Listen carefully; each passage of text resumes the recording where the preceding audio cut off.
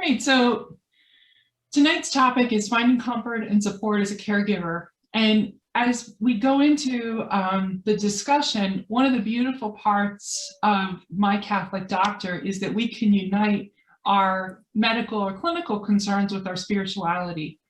And it goes directly to the Sermon on the Mount, where Jesus talks about, blessed are those who mourn, for they will be comforted. And he gave us the beautiful model of his mother in the Pieta and holding her, the deceased body of Jesus, and how she stood at the foot of the cross and she bore witness to not just the death, but also the whole suffering process.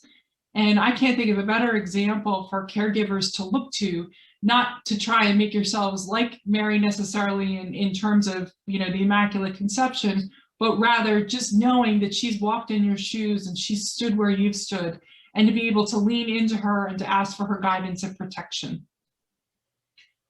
So as caregivers, you often find yourself managing multiple roles and responsibilities. We often operate independently and make decisions alone, and caring for a loved one can be a never-ending crisis. So caregivers are under a tremendous amount of stress because of these kinds of situations. Nobody just is a caregiver. Caregiver is part of somebody's identity. And oftentimes you might be caring for people who could be in different age groups. Maybe you're caring for your children, but you're also caring for your aging mother, or maybe your spouse is ill and you're also caring for your grandchildren. And how those kind of overlapping roles can really take a tremendous toll on people's mental and physical health. And going back to the operating independently and making decisions alone, sometimes as caregivers, we are the voice for our loved ones. Our loved one can't speak, or they don't have the capacity to. So again, it places even more of a burden on caregivers, because they might be the only person who's really able to make decisions and not have the opportunity to really bounce it off anyone else. And caregiving, even though it's an act of love that we want to give to the people we care for, it can feel like a never-ending crisis. And part of tonight's discussion is going to be about touching on some of those crisis areas, and that how caregivers can try and get the help that they need, and just to identify them, because sometimes once you can identify something, it might make it easier for you to go ahead and get the help and the resources that you need. So this first slide is about the medical merry-go-round. And I was looking for something to sort of illustrate how, with our loved ones, we're helping them get on the merry-go-round. Maybe we're even helping drive them or spin it a little bit because we're trying to get them to the hospital. But you can quickly see how things get a little out of hand. And, even though this father and son are enjoying themselves, you feel like you're holding on for dear life sometimes and thinking, oh my gosh, like, where is this even going? Why are we on this merry-go-round? So it does have a happy ending, so nobody has to worry that he went flying or anything. But this is a great area of where caregivers often find themselves feeling overwhelmed and stressed. It's like, how many hospital visits are enough? How many hospital visits are too many? Do you really want to be the person that says, no, I'm not taking my loved one to the ER, and make that decision in a vacuum? And you can just see how it compounds, and how COVID has made it even worse, because right now in most states, if you do choose to send your loved one to the hospital or to the emergency room, you're not going to be able to see them, or you might not even be able to be with them. And along with that, we have the follow-up medical appointments, the testing, the lab work that may or may not improve the care or the prognosis of your loved one. That's another way that we sort of get on this medical merry-go-round and try and figure out, is this test really going to make a difference in my loved one's life? But again, it puts a lot of the pressure on the caregiver to be that person to say, wait a second, do I really want to keep doing this to my loved one? Is this really important? And that's all the more reason that caregivers need people in their life that they can trust, and support groups, so they can ask these kinds of questions and learn from others and get the emotional support that they need. And again, going back to the diminished capacity, the healthcare team and the loved one often look to the caregiver to say, well, what do you think? And that can again, place a tremendous amount of pressure on the caregiver, even if your loved one is decisional, because you still feel like you need to come up with an answer. And for these reasons, it's this medical merry-go-round that sometimes can drive caregivers to despair or to burnout. And that if you can identify this issue, sometimes that makes it a little bit easier to say, wait a second, is there anybody I could talk to? Or how can I maybe approach this differently? So it's just something to keep in mind as we go forward.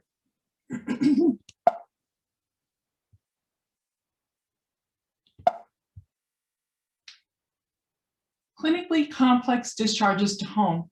This is sort of like a mouthful, if you will. But what I've been seeing since COVID is that because people don't want to go to rehab, or they don't want to necessarily go to assisted living or skilled nursing, they're coming home to actively rehab. So when you're trying to recover at home from a major surgery or major medical procedure, oftentimes, Medicare does cover for home care, and for different therapies, but oftentimes there's a little bit of a catch-up time between the time you're discharged from the hospital and you physically arrive home to when these service providers can actually come out. Generally, a nurse will be out in 24 to 48 hours, and then the other therapies will be scheduled to complement the nursing visits. But you can imagine as a caregiver, if you're receiving your loved one home and perhaps they have an ostomy, or they have staples, or they have IVs, or whatever it is that they have, and now they're sitting in the middle of your living room and you're going, oh my gosh, what am I supposed to do until the nurse gets here, or till the therapy gets here? But even then, they're only in your home for about an hour or so. So it's really important to step back and to say, wait a second, how can I create a system to manage my loved one's multiple medical needs? And give yourself the benefit of the doubt that people don't go to rehab and skilled nursing and have one-to-one care. They go and there's 3 different shifts that rotate throughout the building. There's nursing assistants, there's doctors, there's physical therapists, occupational therapists, speech therapists, and whatnot. And what happens is you have a team of people assigned to you. And what happens sometimes when a caregiver brings their loved one home, they have this tremendous pressure that they have to be everything to their loved one.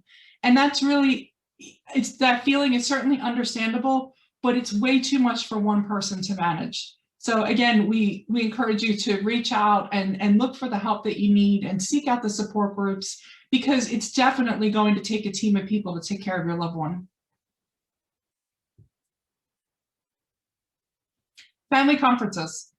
I'm sure if you take a look at this picture, you might find yourself smiling a little bit. You might have sat across from this couple in one of your exam rooms, or maybe one of your sessions, and maybe one or the other isn't too keen on this whole, home care or medical planning ahead, because they're just fine and they're going to stay home and they're never going to need help. So stop asking about it.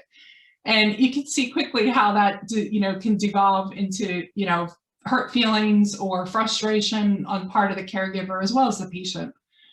So in particular, I find that there's a lot of spouses or adult children who are trying desperately to connect with their loved ones or connect with their parents, and to try and say, hey, listen, this isn't going to go on forever, and we really need to put a system in place. What do you want us to do? And I have so many people come to me and say with frustration, like, my parents refuse to have this conversation, or my spouse will not even allow me to bring it up. And it just can be extremely frustrating, and it can be very depressing and anxiety producing, because we all know, and as Catholics, we're blessed because we can think about the end of life as something that we can look forward to in terms of eternal life. And obviously not everybody shares that same outlook on life, but the point is that we're all going to die. So how are we going to go about aging at home or aging in a community? It's not going to happen by accident. And if you don't plan, someone else will make the decisions for you. So it's all the more reason why these family conferences are extremely important and can be a great tool to keep in your toolbox, especially when you feel like there's a lot of disconnect between the people involved in the care of a patient. And this dovetails the sibling dynamics into the family conferences.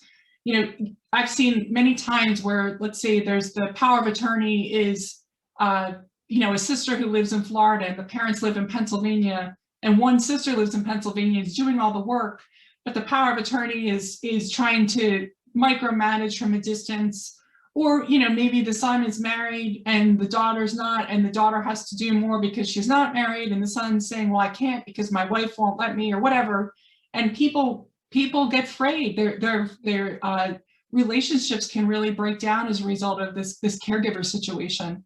So what is it that we can do proactively as caregivers? Like, how can we sit down, whether it's with an attorney or with a care consultant, and to really talk through, what is it that I'm looking for? What do I hope can happen? Because nobody has a crystal ball, but it's very important that we at least try and make some sort of plans so that even if we were to become incapacitated, somebody else will be able to act for us.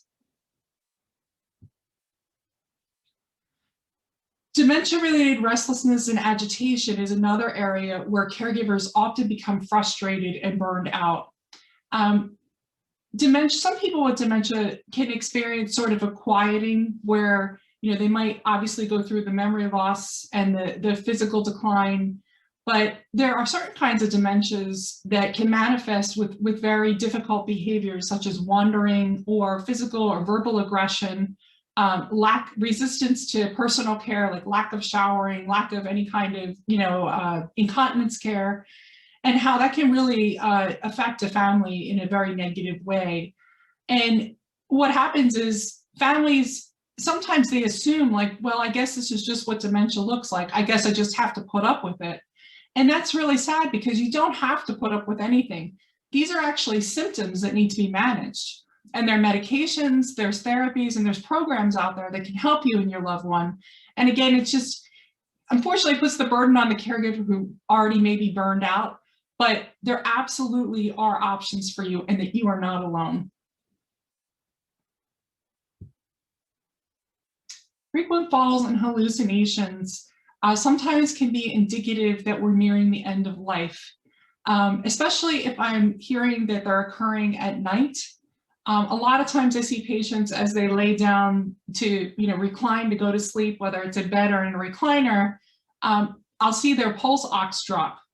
And that can result, even if it's normally your pulse ox is 99%, but in somebody who may be getting closer to the end of life, it might drop to like 98, 97, 96%. And those percentages don't seem like a lot, but that could make all the difference between somebody trying to get up out of bed at night or having hallucinations. Sometimes just applying oxygen can help decrease the falls and the hallucinations. Sometimes it may be a combination of maybe some morphine, some of the liquid Roxanol that you can put under, you know, sublingually under your loved one's tongue. And the combination of the oxygen and the morphine sometimes can make such a huge difference. And basically, for situations where you think, I can't do this anymore, I have to put my loved one in a nursing home, applying oxygen and giving someone morphine might be able to allow you to keep your loved one at home. And that same thing applies to dementia clients as well. Oh, I think I jumped through things. Oh, well. So anyway, I just wanted to touch on some basic areas where caregivers are often come in and are in need of care for themselves and for their loved one, and to help you to sort of see the different patterns that are out there and the options that might be available to you, and whether it's you or maybe a friend or one of your colleagues or your clients are experiencing this. It's definitely, there's a huge amount of resources out there on the internet. There's all sorts of talks and education and whatnot that are available. But sometimes if you know what the different categories are, it helps you narrow down your search so that you can figure out a plan of care that works best for your loved one.